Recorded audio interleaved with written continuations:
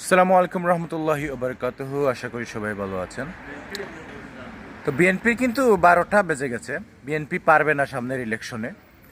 সেটা কি জন্য? বিএনপিকে কেন মানুষ লাইক করেছিল? বঙ্গবন্ধু হত্যার পর দীর্ঘ একটি সময় চলে যায়। সেই সময় আমরা জানি কি অবস্থা হয়েছিল দেশের।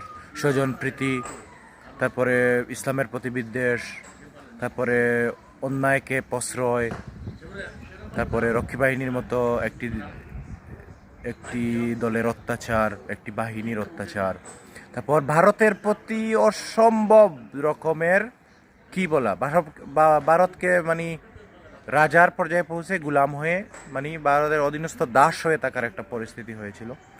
তো জিয়া সেটা চেঞ্জ করেছিলেন এবং জিয়া ওনার শাসনামলে কি নিয়ে এসেছিলেন?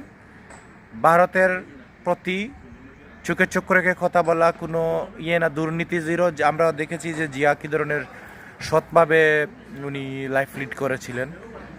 তারেককে দিতেন ওনার ব্যবহৃত প্যান্ট এবং খুবই স্ট্রিক্টলি সৎ। আগে কি করেছেন এটা মুক্তিযোদ্ধাদের ফাঁসি, এটা বলি নাই, কিন্তু ক্ষমতায় আসার পর এবং সবার সাথে সহমর্মিতা, ইসলামী দলকে, ইসলামী আলেমুলামাকে মানে সর্বোচ্চ সম্মান দেয়া, সব কিছু উনি করেছিলেন একদম বেটার ওয়েতে।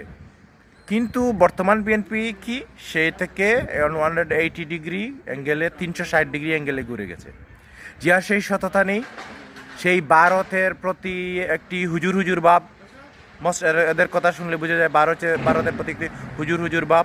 তারপর আলিমুল আমাদের প্রতি বিদ্বেষ এবং বেশিরভাগ এই যে রাজাকার, মুক্তিযুদ্ধ, যুদ্ধাপরাধী, এই ইস্যুটা বারবার তোলা, নিয়ে খুঁচা দেয়া।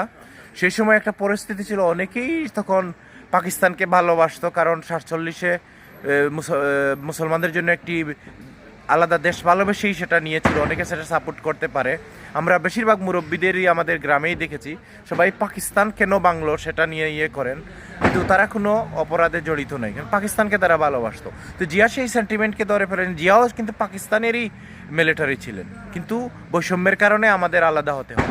তো সেই যে জিয়ার দল থেকে এখন 360 ডিগ্রি অ্যাঙ্গেলে বিএনপি ঘুরে গেছে। এরা ভারতপন্থী হয়ে গেছে, এরা আলিমুল আমাদের বিদ্বেষপতি হয়ে যায়। এই আওয়ামী লীগের বাঙা কেসের যুদ্ধপরাধী রাজাকার পাকিস্তানে এটা নিয়ে খেলতে চেষ্টা করছে।